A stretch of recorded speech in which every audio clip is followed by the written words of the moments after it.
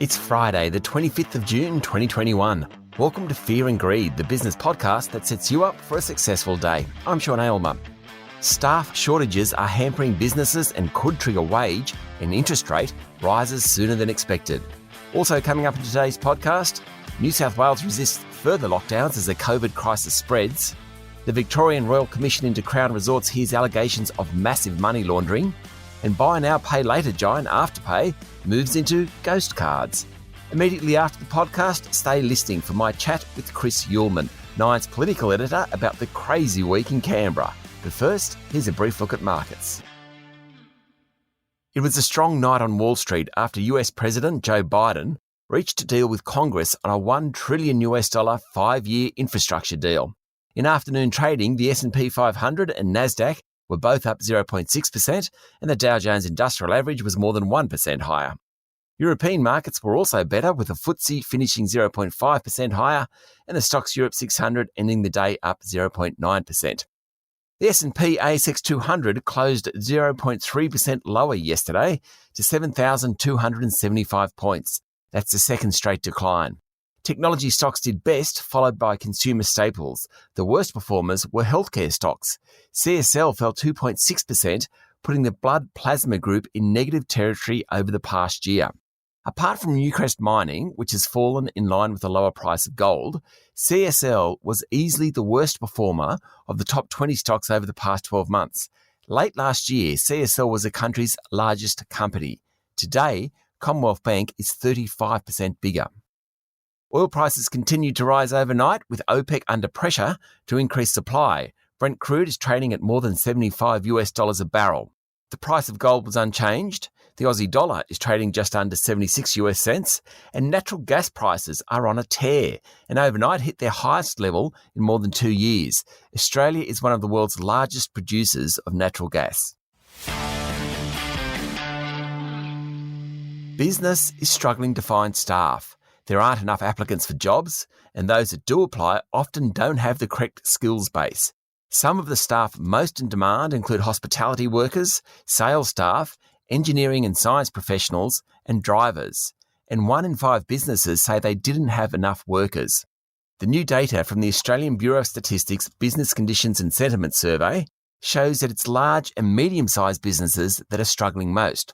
While around 70% of small businesses aren't having problems finding people, more than 40% of larger businesses are. The survey, which was conducted earlier this month, says that international border closures, uncertain economic conditions, and job location were all reasons why it's difficult to find staff. More traditional concerns among workers, pay conditions, working hours, that type of thing, were well down the list of priorities.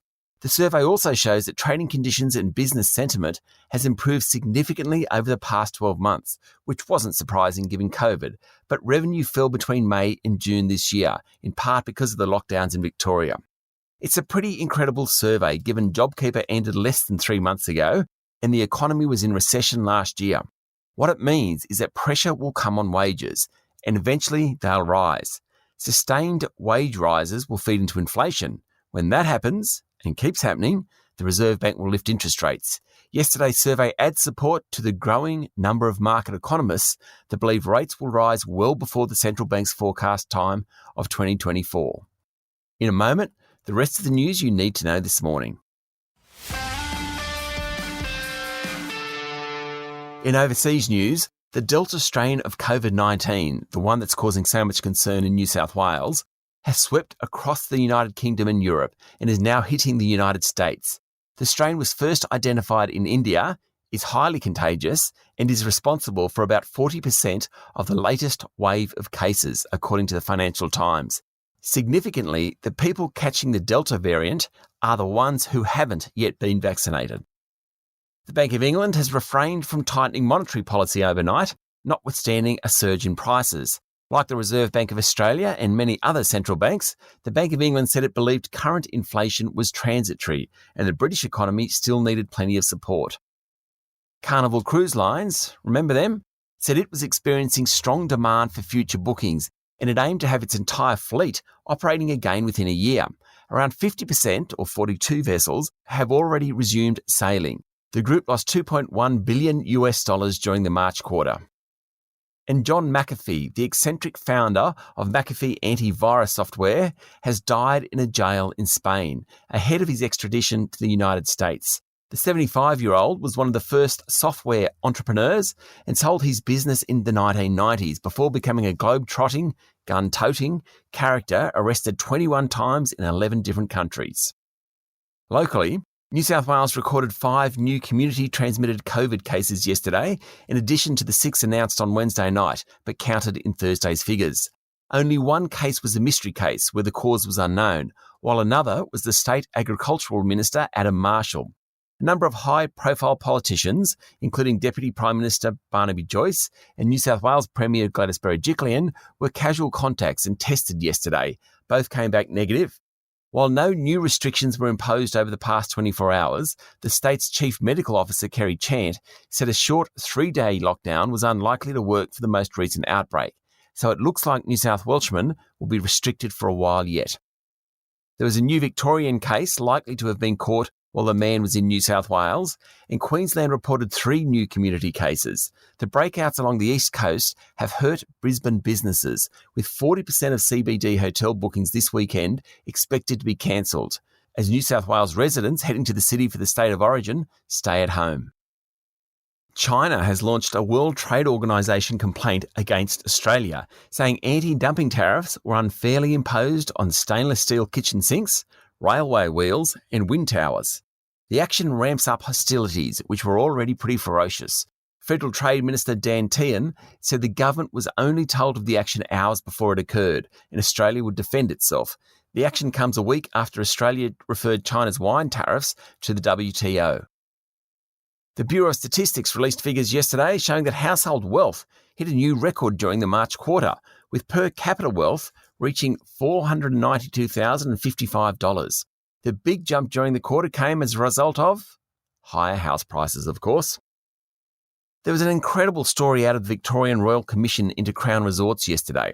Crown allowed high rollers to shift more than $160 million over 4 years out of China by linking payments from Chinese credit cards to Crown's Southbank Hotel reception. They were then made available in cash to patrons to gamble, according to a report in the Financial Review. The individual amounts processed were often just below the $10,000 limit that triggers anti-money laundering alarms.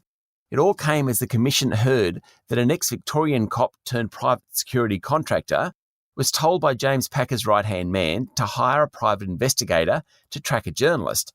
The journalist was investigating Ishan Ratnam, a former Crown VIP gaming executive who is considered a confidant of Mr. Packer, according to a report in The Australian. Nothing came of it, but the fact that a journalist was tracked is very, very concerning. Hearings continue. Endeavour Group, the former Woolworths liquor and gaming business, hit the bourse yesterday, coming on at $6.60 a share, falling as low as $5.77 before closing at $6.02. That values a group which owns Dan Murphy's and BWS bottle shops, 293 hotels and more than 12,000 poker machines at a little over $10 billion. Woolworths shareholders received one Endeavour share for each supermarket share held. As a result, Woolies' share price fell 11% yesterday. One challenge for the group is that on environmental, social and governance issues, better known as ESG, Endeavour will trade at a discount simply because of the products it sells. That's something Woolworths no longer has to worry about. Westpac has backed away from exiting its New Zealand business. Back in March, the bank said it was considering a demerger because of stringent capital requirements introduced by the Reserve Bank of New Zealand. But yesterday, it said it was better to retain the business to protect shareholder value. The big four Australian banks have 85% market share in New Zealand. Buy now, pay later market leader Afterpay has changed tack and will issue virtual credit cards in the US through its app, opening the way to provide payment solutions at a broader range of retailers, including Amazon. Until now, Afterpay has been focused on normal buy now, pay later services. But in the US, competitors, including Klarna and QuadPay, which is owned by Zipco, have made inroads by issuing what's known as a ghost card. It means the provider's app can be used to pay for goods and services from non-affiliated retailers. Afterpay said the new functionality will be offered to current users who have shown strong repayment behaviour. The group's share price surged on the news, up more than 6% yesterday. A full bench of the Fair Work Commission has approved the Commonwealth Bank's new enterprise agreement covering 35,000 staff, but only if it addresses misrepresentations it made during the voting process. As a result, thousands of staff on individual agreements will receive guaranteed pay rises of 3.25%, according to a report in the Financial Review. The case came down to what the Human Resources Department told staff. HR departments get a lot of bad press, but it ain't an easy job. I've reported quite a few times over the past 12 months about wholesale power prices falling, but that hasn't meant I'm paying any less for electricity at home. In fact, I reckon I've paid more.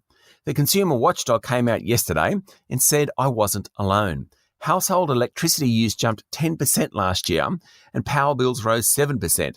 While wholesale prices almost halved last year, many consumers are foregoing savings by staying with their current provider. The Australian Competition and Consumer Commission is investigating if recent wholesale price reductions were passed on to consumers as required by law. But shopping around can make a big difference. The ACCC estimated that a typical home could save almost $200 a year and a small business $350 by shopping around. Geopolitical tensions in the regions have escalated in recent years, and a new report from the Australian Strategic Policy Institute found that 1,600 Chinese product lines could dry up if China went to war over Taiwan. While such an event is unlikely, if it did happen, the local economy would be severely disrupted. The Australian construction, retail and manufacturing sectors are highly dependent on goods from China and would be hardest hit. And the Australian Federal Police have raided the offices of software intelligence group Nui Limited in relation to the affairs of an individual. It doesn't name the person, and Nui said in a statement that it understood the warrant didn't relate to any allegation of wrongdoing by the company.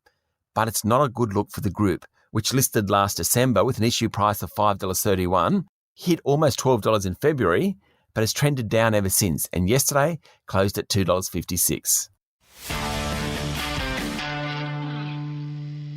Don't go anywhere, because up next is our daily interview, and today we're joined again by one of our favourite political commentators, the Nine Network's political editor, Chris Uhlmann. It's been a strange week in Canberra, with Barnaby Joyce returning as Nationals leader and Deputy PM. Straight away, the Nationals have been making more noise within the coalition. But what's it all mean for climate change, for water policy, and for the government's chances at the next election?